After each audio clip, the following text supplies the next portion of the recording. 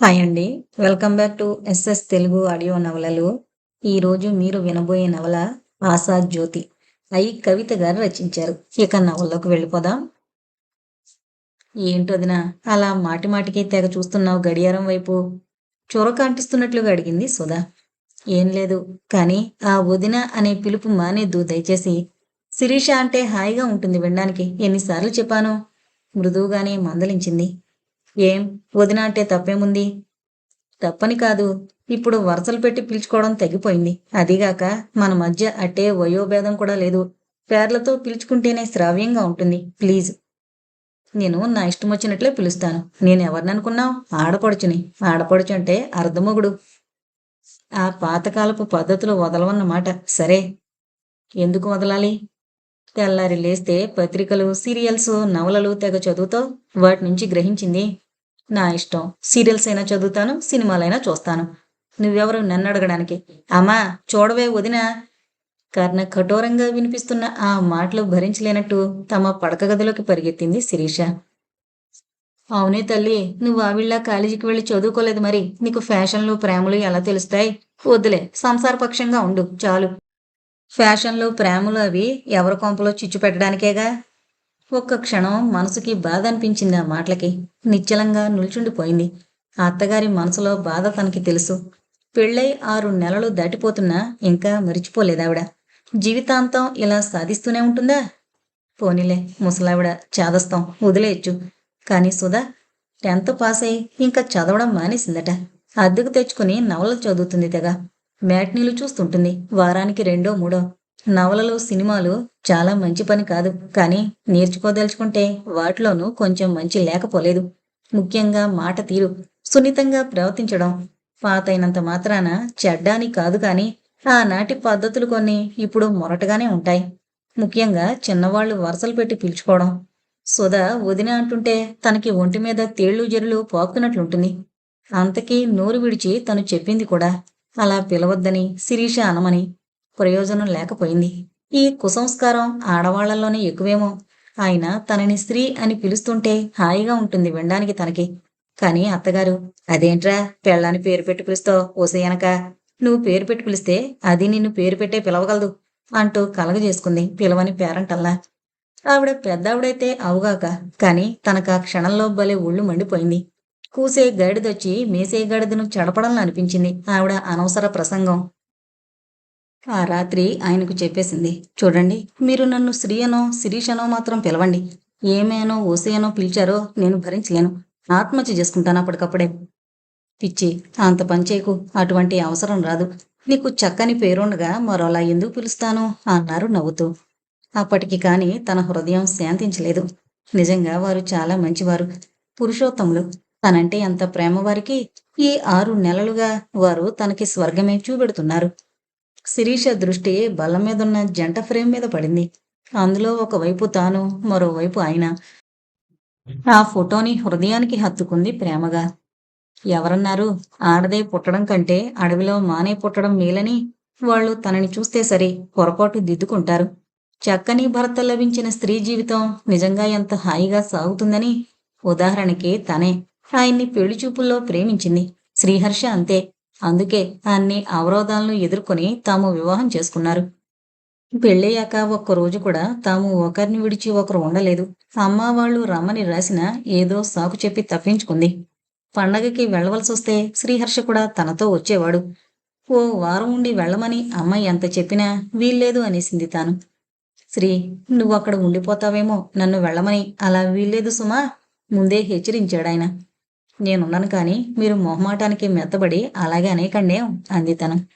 "ఉహుం, నువ్వు లేకుండా నాకు ఒక్క రాత్రి గడవదు, నిద్ర పట్టదు.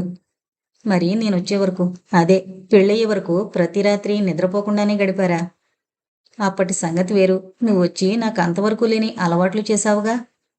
ఆఫీసుకి వెళ్ళేటప్పుడు చూడాలి ఆయన ముఖం, ఎంత బాధపడిపోతారో. అంతకీ తను ధైర్యం చెప్తుంది. వెళ్ళిరండి, ఆఫీస్కేగా, సాయంత్రం వచ్చేస్తారు గాని. 10 నుంచి 5, 7 గంటల విరహం, నిట్టూర్పు. తప్పదు మరి. నాకు మాత్రం బాధగా లేదు మిమ్మల్ని ఏకబిగిన అన్ని గంటలు విడిచి ఉండడం. తలమ్ముకున్న బ్రతుకు, తప్పదు జీతం కోసమే. సరే, ఓ ముద్దివ్వు. లంచమా? నవ్వుతుంది. సాయంత్రం నేనొచ్చే వేళకి గేట్‌లోనే నిలబడాలి నువ్వు. నాకు వీధి మలుపులోనే కనిపించాలి. తెలుసా? మీరు ఎప్పుడొస్తారా అని అరగంట ముందు నుంచే ఎదురు చూస్తూ గేట్‌లో ఉంటాను. అత్తగారు తిడుతున్నా సరేనా? వదల్లేక వదల్లేక, వెళ్ళలేక వెళ్ళలేక వెళతాడు శ్రీహర్ష ఆఫీస్‌కి.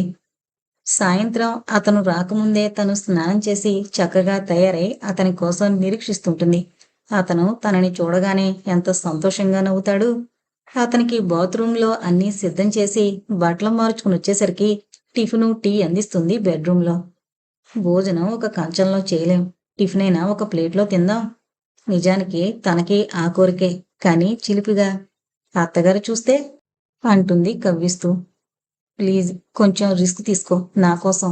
శ్రీ, నిజంగా నాలాంటి దురదృష్టవంతుడెవరూ ఉండరేమో. అదేంటి? నాకెన్ని తీరని కోరికలని పెళ్ళైనా నిట్టూర్పులు వదులుతాడు. ఉదాహరణకి కొన్ని చెప్పండి. మనమిద్దరము ఒకే కంచంలో భోంచేయాలి కబుర్లు చెప్పుకుంటూ. నేను నీకు, నువ్వు నాకు ముద్దలు తినిపిస్తూ. 2 చెప్పమంటుంది. నాకు నువ్వు స్నానం చేయించాలి. అంటే జలక్రీడలేగా. హ్మ్. దానికేముంది? అత్తగారిని తీర్థయాత్రలకు పంపండి. సుధా, పెళ్లి చేసి అత్తగారింటికి పంపండి. అవన్నీ త్వరగాను, తేలిగ్గాను జరిగే పనులు కావుగా. అయితే మంచి హోటల్‌కెళ్ళి రూమ్ తీసుకోండి. సలహా ఇస్తుంది. ఈ ఊళ్ళో లాభం లేదు. అమ్మ తిడుతుంది. సరేలే, మన షికారుకి టైమైపోతుంది. పద. ప్రతి సాయంత్రము షికారుకి వెళ్ళవలసిందే. అదే శ్రీహర్షలోని మంచితనం. అతను కేవలం తన కాలక్షేపం చూసుకోడు. స్నేహితులు, క్లబ్సు అని భార్యని మరచి బయట తిరగడు. ఆఫీసయిన తర్వాత అంత సమయం అర్ధంగితోనే గడుపుతాడు. షికారు నుంచి రావడం ఆలస్యమైతే తమ అత్తగారు సణుగుతారు తన మీద. అందుకు తనే బదులు చెప్తాడు. ఆలస్యానికి కారణం నేనేనమ్మా. ఫ్రెండ్స్ తగిలారు తోవలో అని తనని వెనకేసుకొస్తాడు. ఏంటో నాయనా, మా రోజుల్లో ఇలా ప్రతిరోజు పెళ్ళాన్ని వెంటబెట్టుకుని ఊరేగడం ఎరగం. ఎవరికి పుట్టిన బుద్ధో ఇది? రోజులు మారాయి కదమ్మా. ఆవిడకి చాలా నచ్చావు. నిజానికి కొంచెం తొందరపడితే ఆవిడ మాటలనేదానికి దెబ్బలాటలొచ్చుండేవి. కానీ తను శాంతం వహిస్తుంది శ్రీహర్ష కోసం. ఈ ఇంట్లో తగువైతే ముందు మనశ్శాంతి కోల్పోయేది తనే. అతనికి చికాకు కలిగించకూడదనే జాగ్రత్త, అతని మీద చాలా ప్రేమ ఉన్నాయి తనకి. అందుకే తొందరపడదు. శ్రీహర్ష కోసం తను ఏమైనా భరిస్తుంది. అతనితో జీవితం ముందు అత్తగారి సాధింపులు, ఆడపడుచు దెప్పులు అత్యల్ప విషయాలు. పండు రసంలో గింజలవి. 4 దాటిపోతోంది. తను తొందరగా తయారవ్వాలి. ఇవాళ శ్రీహర్ష 5కే వచ్చేస్తానని మరీ మరీ చెప్పాడు. ఎక్కడికో తీసుకువెళ్తాడట. ఏదో మాట్లాడాలట. ఏమై ఉంటుందో? తమ మధ్య సరదా కబుర్లు తప్ప సీరియస్ అయిన విషయాలు ఏముంటాయి? ఏమో. నిజానికింకా పూర్తిగా చీకటి పడలేదు. అయినా రోడ్డు మీద దీపాలు వెలిగిపోతున్నాయి. రోడ్డుకి ఇరువైపులా ఉన్న షాపుల్లో ప్రజల దృష్టిని ఆకర్షించుతూ రంగురంగుల దీపాలు. ఆమె చేతిలో అతని చెయ్యి. అలాగ నడవడం వారికి అలవాటే ఈ 6 నెలల నుంచి. తాను వదిలేస్తే అతను ఎక్కడ దూరమైపోతాడో అన్నట్లు ఆమె అలాగే అతని చేతిని వదలకుండా పట్టుకుంటుంది నడుస్తున్నా. అది అతనికి బాగుంటుంది. రోడ్డు బాగుంది విశాలంగా. ఎక్కువ మంది జనం లేకపోవడంతో మరీ బాగుంది. విద్యుత్ దీపాల వెలుగు పడుతూ అందంగా ఉంది. శ్రీ, అటు చూడు. కారు చాలా బాగుంది కదూ. ప్రీమియర్ పద్మిని గచ్చపిక్క రంగు కారది. అవును, బాగుంది అందామె. అలాంటిది మనకుంటే? ఆమె నవ్వింది. వద్దు. ఎందుకని? నీకు కారిష్టమున్నదా? కొంచెం నిరుత్సాహం చెందినట్లు చూశాడతను. అది కాదు. నాకు కారిష్టమే. కానీ మనకి కారుంటే ఇలా ఒకరి చేతిలో ఒకరు చేయి వేసుకుని మేడ్ ఫర్ ఈచ్ అదర్ ప్రకటనలా ఆనందంగా రోడ్డు మీద కబుర్లు చెప్పుకుంటూ నడిచే చక్కని అనుభవానికి దూరమైపోతామని. అతను గుండెలు తేలిక పడినట్లు గాలి పీల్చుకున్నాడు. అలాంటి భయం లేదు శ్రీ. మనకి కారుంటే షికారు కారులోనే వెళతాం. నేను డ్రైవ్ చేస్తుంటే నా భుజం మీద నువ్వు తలాంచుకుంటావు. నేనొక చేత్తో కారు నడుపుతూనే ఏవో చిలిపి పనులు చేస్తుంటాను. కారులో ఊరు దాటి ఎక్కడో ఏకాంతానికి పోతాం. అక్కడ నువ్వు నేను. చాలా బాగుండదలా? ఆత్రంగా అడిగాడు. ఓ. అతని తృప్తి కోసం కళ్ళు పెద్దవి చేసి ఆనందాన్ని నటించిందామె. ఎలాగూ రాని కారు కోసం అతనితో అభిప్రాయభేదం దేనికి? నడుస్తున్నారు. ఎందుకనో ఇవాళ రోడ్డు మీద ఎక్కువ వాహనాలు లేవు. జనమూ లేరు. డాగ్ డేస్ లాగే రోడ్డు దినాలను కూడా ఉంటాయేమో. ఆదివారం బీచ్ రోడ్డు మహా రష్గా ఉంటుంది. కొన్ని రోడ్లు కొన్ని దినాల్లో రద్దీగాను, కొన్ని రోజుల్లో పలచగాను ఉంటాయేమో. శిరీష, పిలిచాడు శ్రీహర్ష. అందామె. ఈసారి అతని దృష్టి దేని మీద పడిందా అన్నట్లు చుట్టూ చూస్తూ, ఆ మేడ చూడు చూపించాడు. చాలా పెద్ద భవనమేమీ కాదది. చుట్టూ ప్రహరీ గోడ, లోపల మొక్కలు, చిన్న పూల మొక్కలు, తీగలు. గేట్ నుంచి 10 గజాల లోపలికి అధునాతనమైన బిల్డింగ్. వీధిలోకి వరండా లాంటి డ్రాయింగ్ హాల్ కనిపిస్తోంది. గోడ కమర్చిన ల్యాంపు వెలుగులో మేడ మీద ఒకే ఒక్క గదిలా ఉంది. అద్దాల గది. దాని తెరలు తమాషాగా మెరుస్తున్నాయి. ఆ గదిలో దీపాలు వేసి ఉంచారేమో. ఇంటికంతటికీ ఆకర్షణ ఆ గార్డెన్. గార్డెన్లో కుర్చీలు వేసుకుని కూర్చున్నారు దంపతులు.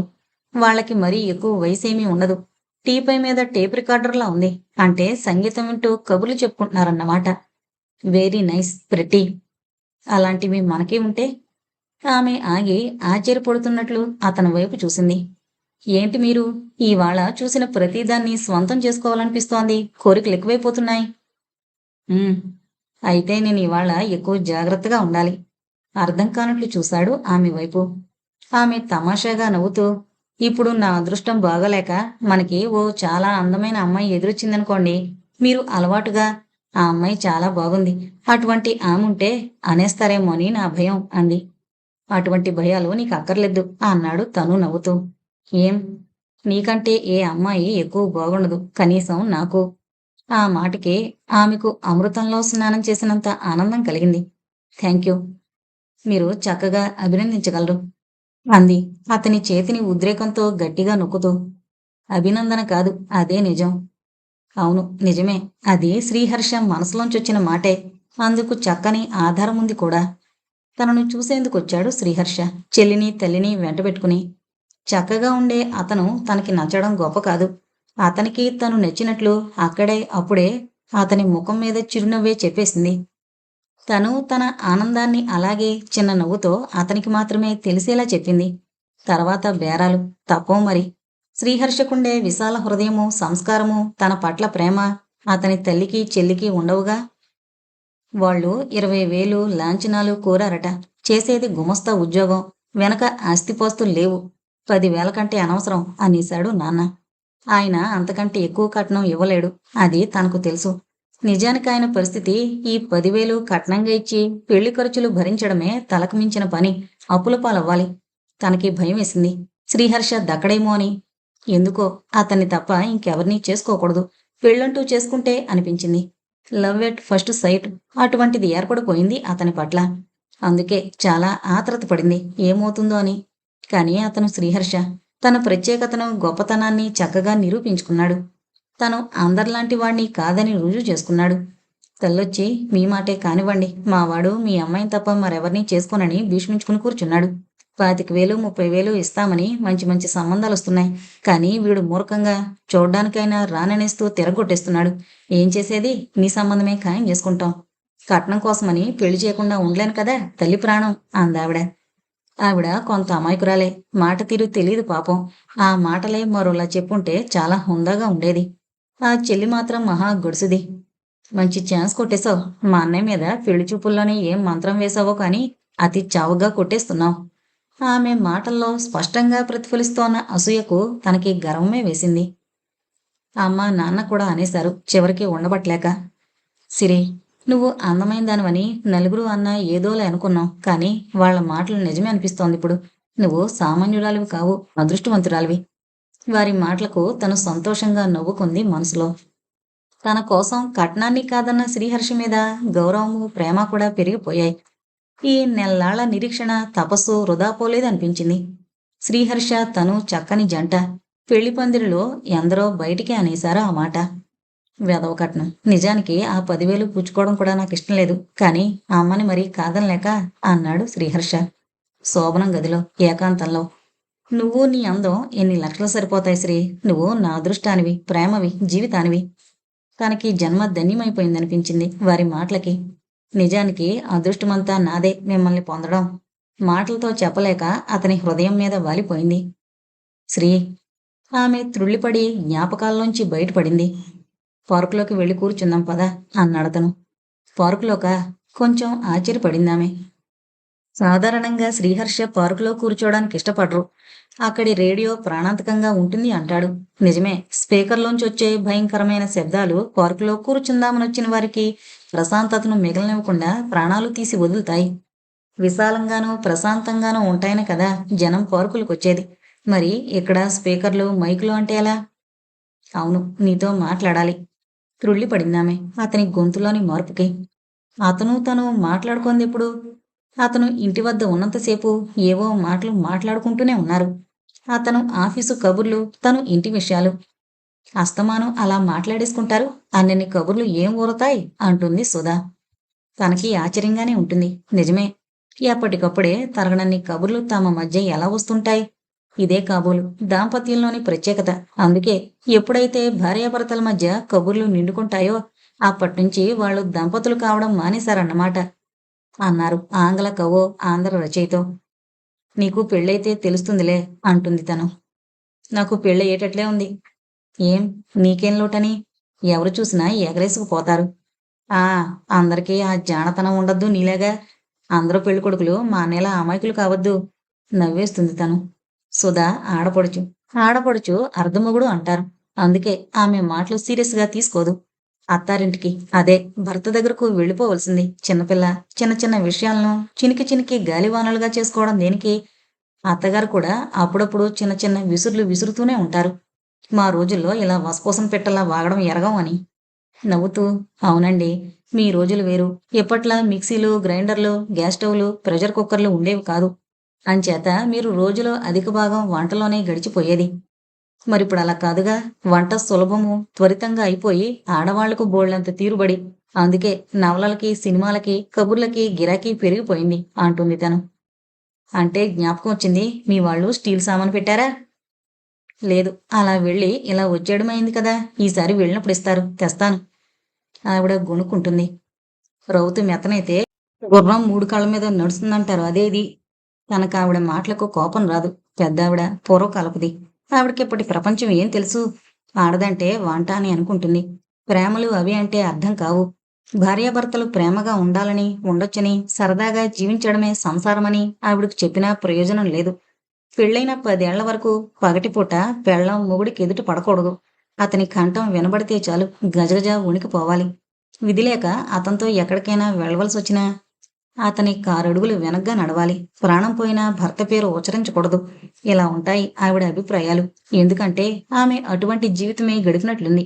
అందుకే తనని శ్రీహర్ష మోజుపడి చేసుకోవడం, తామిద్దరూ గంటల గంటలు కబుర్లాడుకోవడం, చట్టా పట్టాలేసుకుని షికార్లకు వెళ్లడం అన్నీ ఆమెకు విచిత్రంగానూ తప్పులుగానూ తోస్తాయి. అది ఆమె తప్పు కాదు, కాలంలో వచ్చిన మార్పు. అది ఆవిడకి అర్థం కాదు. అందుకే ఆమె పట్ల తనకు సానుభూతి. ఆవిడ వయసు పట్ల జాలి, గౌరవం. ఓ 60 ఏళ్లుంటాయి ఆవిడికి. ఇలా కూర్చుందాం అన్నాడు శ్రీహర్ష. కూర్చున్నారిద్దరూ ఒకరికొకరు ఎదురుగా. అతని ముఖం నీడలోకుంది. ఆమె ముఖం మీద పరుకు తాలూకా ట్యూబ్లైట్ సూటిగా పడుతోంది. శ్రీహర్ష ఏదో ఆలోచిస్తున్నట్లు మౌనంగా ఉన్నాడు. 1-2 నిమిషాల సేపు. ఆ నిశ్శబ్దం ఆమెని భయపెట్టింది. నిజంగా శ్రీహర్ష ముఖ్యమైన విషయం మాట్లాడబోతున్నాడా? ఏంటది? అసలు తమ మధ్య ఇంట్లో మాట్లాడుకోకూడనివి, బయట రహస్యంగా చర్చించవలసినవి ముఖ్యమైన విషయాలు ఏముంటాయి? ఇంతవరకు పెళ్ళైన 6 నెలల్లోనూ తను వారు స్వీట్ నథింగ్స్ తప్ప ఏమీ మాట్లాడుకోలేదు. ఇప్పుడు మాత్రం తమ మధ్య కొత్తగా ఏమొచ్చాయని? చెప్పండి అందామె. ఒక్కసారి ఆమెకు తన భయము, అనుమానము నిరాధారాలేమో అనిపించాయి. అదే ఆలోచిస్తున్నాను, ఎలా చెప్పడమా అని. ఆ కంఠంలోని మార్పు ఆమెను కలవరపెట్టింది మళ్ళీ. ఏంటి కొత్తగా మాట్లాడతారేం? త్వరగా చెప్పండి ప్లీజ్. అవును, తూచి తూచి అన్నాడు. సుధకి పెళ్లి సంబంధం అన్నీ కుదిరినట్లే. గుడ్. ఇంత మంచి వార్త చెప్పడానికి అంత కంగారు పెట్టేశారు. నన్ను హడలుగొట్టేశారు కదా. అయితే మనం పెళ్లిపెట్ల మీద కూర్చోబోతున్నామన్నమాట. కన్యాదానం చేస్తామన్నమాట. మా సుధ పెళ్లి కూతురాయని, మా శ్రీవారు పెళ్లి పెద్దాయనే. ఆనందంతో అతని చేతులు పట్టుకుని ఊపేసింది. శ్రీ, ప్లీజ్ ఆగు. నానందం. నిజంగా సుధ పెళ్ళంటే నీకు ఆనందంగా ఉందా? తెల్లబోయింది అతనలా అడిగేసరికి. ఏంటి మీ ఉద్దేశం? నేను మీకు ఇతరుల ఆనందం భరించలేని లేకి మనిషిలా కనిపిస్తున్నానా? సుధ ఆడపడుచని, నా మీద పెత్తనం చెలాయిస్తుంటుందని నేనామెకు అశుభం కోరుతాననుకుంటున్నారా? నేనలాంటి నీచురాల్ని కాను. నిజానికి మీ అందరికంటే సుధకి పెళ్ళవుతుందంటే ఎక్కువ సంతోషించేది నేనేనేమో. ఎందుకంటే ఆ మధ్య వరకు నేను సుధలాగే పెళ్లి కాని ఆడపిల్లనే. ఆ బాధలు నాకు తెలుసు. ఇంకా మరిచిపోలేదు. శిరీష కంఠం గదగదమైంది అవమానంతో. సరే అయితే సుధ పెళ్లి కోసం నువ్వేమైనా చేస్తావా, చేయగలవా? చెప్పండి, నేను చేయగలిగింది తప్పకుండా చేస్తాను. తన నిర్దోషిత్వాన్ని రుజువు చేసుకునేందుకు అన్నట్లందామె. కానీ ఆమెకు మనసులో ఇంకా బాధగానే ఉంది. అలా తప్పించుకునేందుకు ప్రయత్నించుకు శ్రీ. నీకు బహుశా మన ఇంటి ఆర్థిక పరిస్థితి తెలియదనుకుంటాను. బాధపడతారేమోనని ఆ విషయాల పట్ల నేను కుతూహలం చూపలేదు. సరే, జాగ్రత్తగా విను. నా నెల జీతం 800.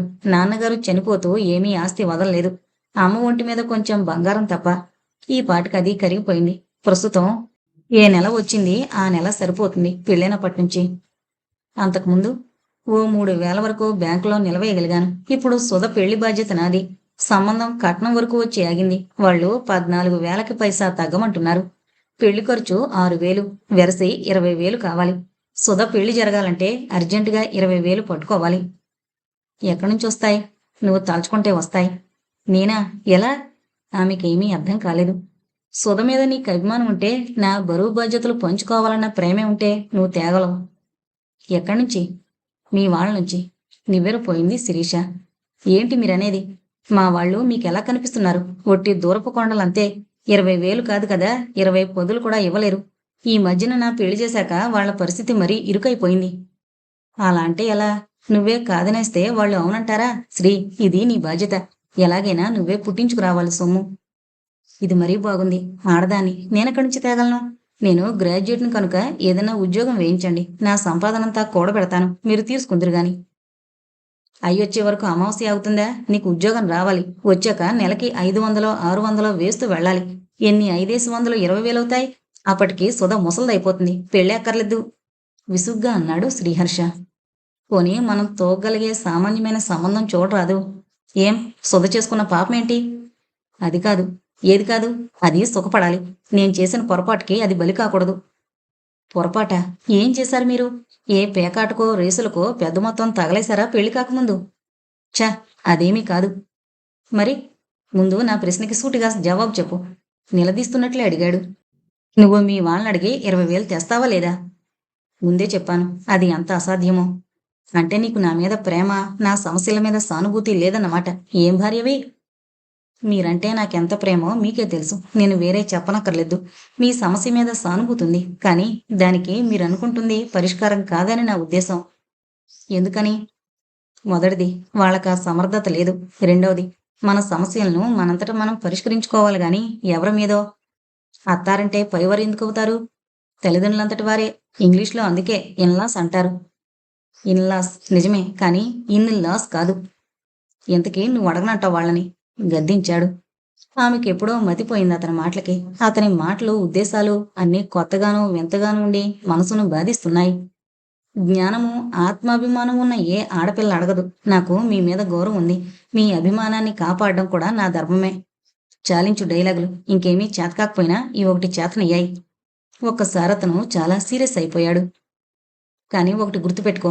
ఇవాళ మర్యాదగా అంగీకరించినందుకు నువ్వు అనతి కాలంలోనే పశ్చాత్తాపడతావు. అంటే? నువ్వే చూద్దువు గాని స్వయంగా అని కళ్ళు మూసుకుని డ్రామాలో స్వాగతం చెప్పే నటుడిలా, నీ మాటే నిజమమ్మా, నేను చేసింది పొరపాటే, ఘోరమైన పొరపాటు అన్నాడతను. ఏంటంత తీవ్రమైన పొరపాటు? నిన్ను పెళ్లి చేసుకోవడం. అతి తేలిగ్గా అనేశాడు. ఆ వాక్యం ఆమె వినలేకపోయింది, భరించలేకపోయింది. ఒక్కసారిగా సర్వము అంధకారమయం కాగా శ్రీహర్ష అని అరిచింది, దిక్కులు పికటిల్లేలా.